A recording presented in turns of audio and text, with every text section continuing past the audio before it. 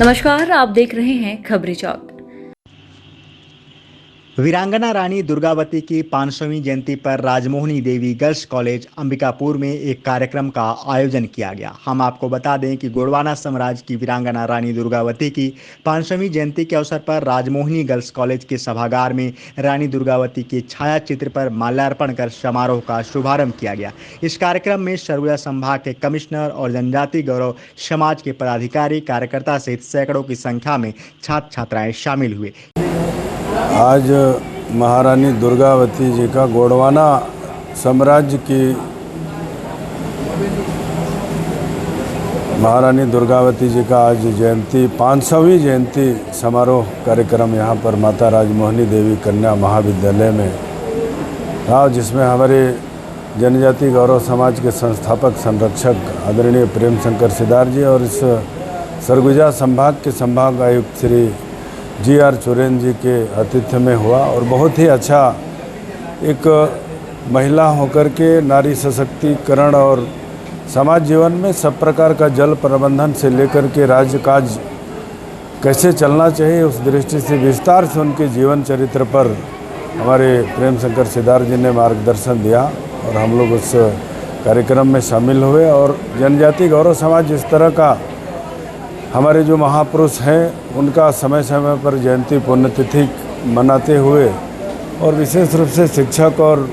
विद्यार्थियों के बीच में उनके जीवन से प्रेरणा लेने का कहानी कथा के माध्यम से और जानना चाहते हैं, ताकि हम सब लोगों को आगे जीवन समाज जीवन में काम करने की दृष्टि से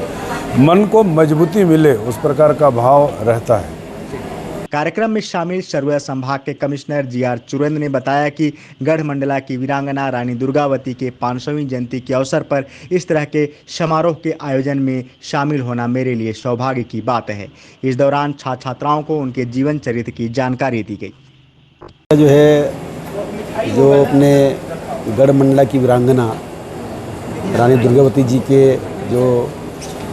जीवन चरित्र रहा है, उसमें उस विषय को लेकर के आज उनका जन्म दिवस है, तो उसके जन्म दिवस के अवसर पर उनके जो जीवन का जो वृत्तांत रहा, जीवन चरित्र रहा, और जिन्होंने जिस तरह उन्होंने प्रशासन उस ज़माने में किया जब नारियों के लिए वो समाज दिक्कत दे था, तो रानी बन के किस तरह उनको काम करना था, उन्हें एक मिसाल पेश किया। उसमें एक प्रकार से यहाँ पे एक कार्यशाला था, उसमें जो है बच्चों के लिए, तो उसमें कॉलेज के बच्चे इसमें आए थे और सभी हमारे उनके स्टाफ भी थे, तो हमको भी इन्वाइट किया है। तो उस हिसाब से हमने यहाँ पे कार्यक्रम में शरीक होकर के एक प्रेरणा का जो पथ होता है